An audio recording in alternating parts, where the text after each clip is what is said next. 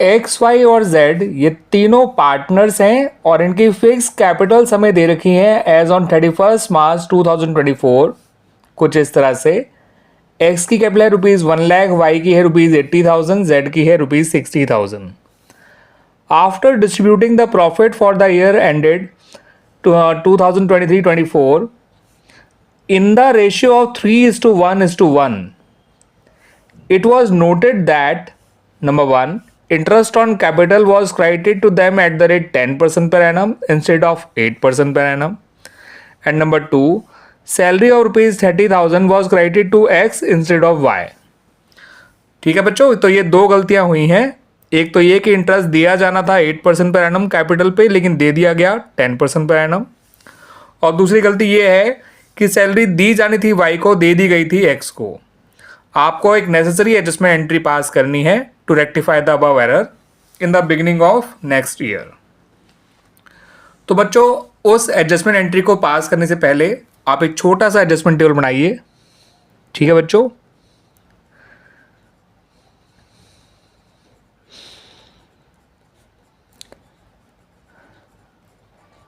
उसमें पहला कॉलम बनाइए पर्टिकुलर्स का, अगला कॉलम बनाइए एक्स का, उससे अगला कॉलम वाई का, उससे अगला कॉलम जेड का, और लास्ट कॉलम बना दीजिए फर्म का।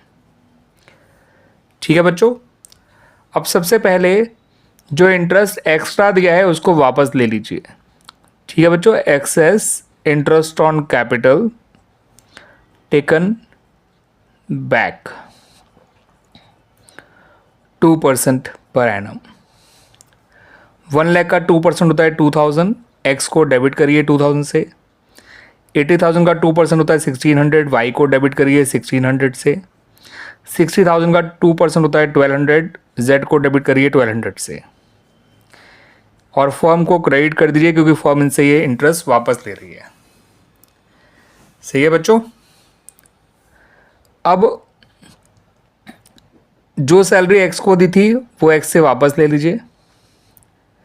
ठीक है ना, सैलरी टू एक्स थी नहीं, देनी जानी थी, तो उससे वापस ले रहे हैं, टेकन बैक। ठीक है, एक्स को डेबिट करिए विद ₹30,000।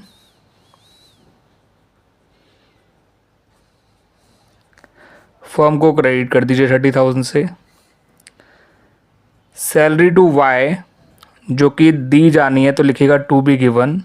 ठीक है बच्चों, और इससे वाई को क्रेडिट करिए 30,000 से, फर्म को डेबिट करिए 30,000 से।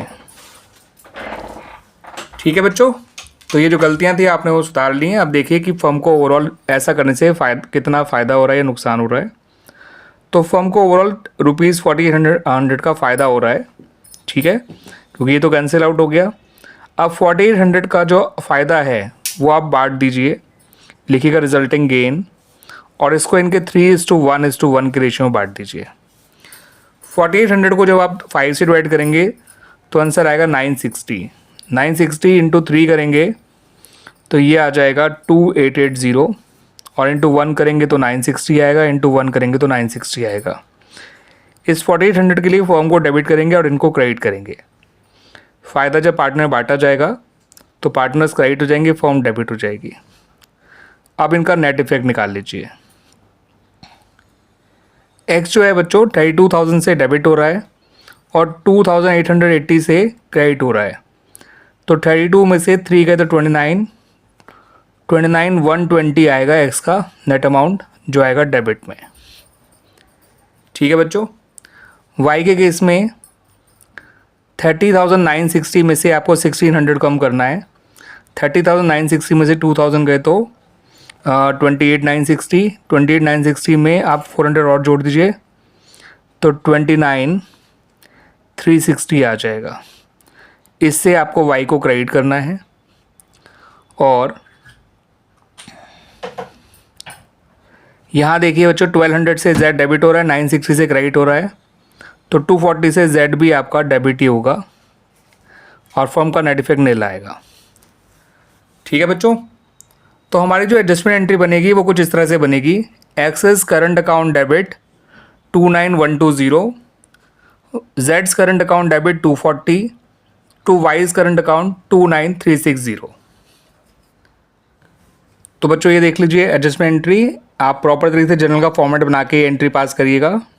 29120 से एक्स को डेबिट करना है, 240 से जेड को डेबिट करना है और 29360 से वाई को क्रेडिट करना है। और याद रखिएगा adjustment entry through the current account बनाई जाएगी because capital account of partners are fixed. Clear बच्चों?